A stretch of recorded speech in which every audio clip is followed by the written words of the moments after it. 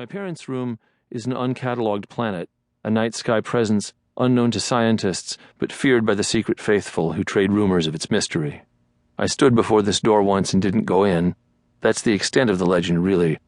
But my journey down the hall that night, down the same stream through which my father carries me now in my wheeling memory, hints at pockets in the story that are still obscure, which will never find light. What if I'd gone in? I didn't go in. I stood there a minute and then turned away.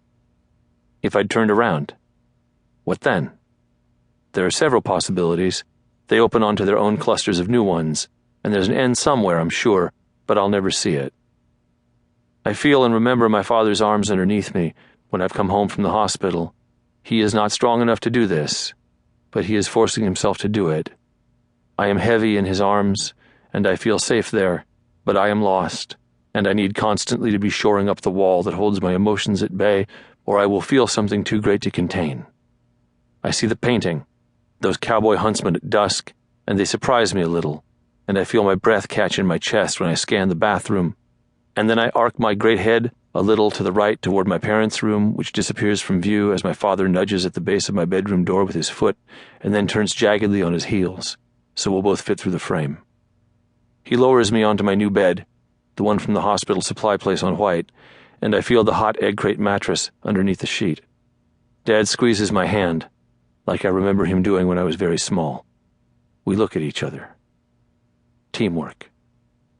This happens several times a day, or it's a single thing that's always happening somewhere. A current into which I can slip when I need to remember something. I saw this kid playing on the big metal wheel with the soldered piping, the merry-go-round. The merry-go-round at the fair is for babies, but the playground kind can throw you into the air at high speed. They have to put wood chips around it to break your fall just in case. This happened twice while I was watching. The kid spun the wheel faster and faster, jumped on, tried to crawl into the still hub, and lost his footing, and ended up sailing into the air and coming down hard. He'd lie there and laugh, dizzy, and then punch reset on the whole scene. At my grandparents' place, after the last fish went missing, they filled the pond in with cedar chips. I used to play out there when I was little. It was a half-hidden spot between the house and the garage, too small a space to think of as a yard, 3 cypresses, some rocks here and there, and the former pond. I remember the changeover from water to wood, the shift in tone. That was how I ended up conjuring the place now. I lived whole lives out there back then. The day they drained the pond, I'd gone out back by myself after dinner. This had been a lakeside clearing in a forest for me, a magic place of wizards and wandering knights.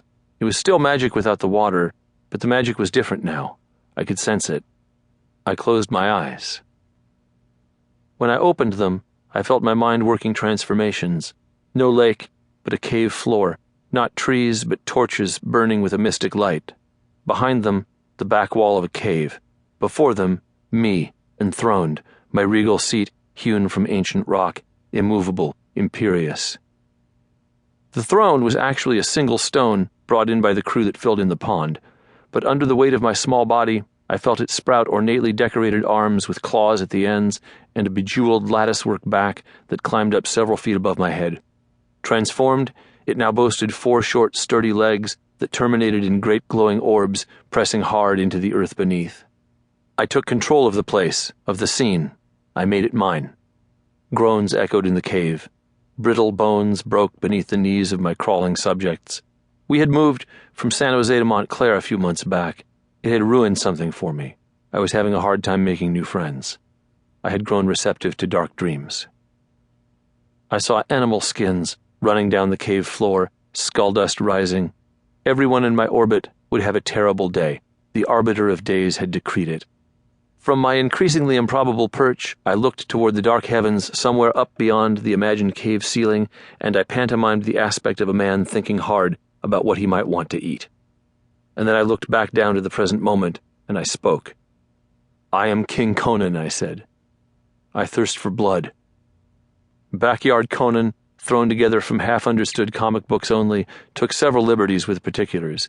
The Conan that the world knew didn't drink blood, wasn't ruthless and cold.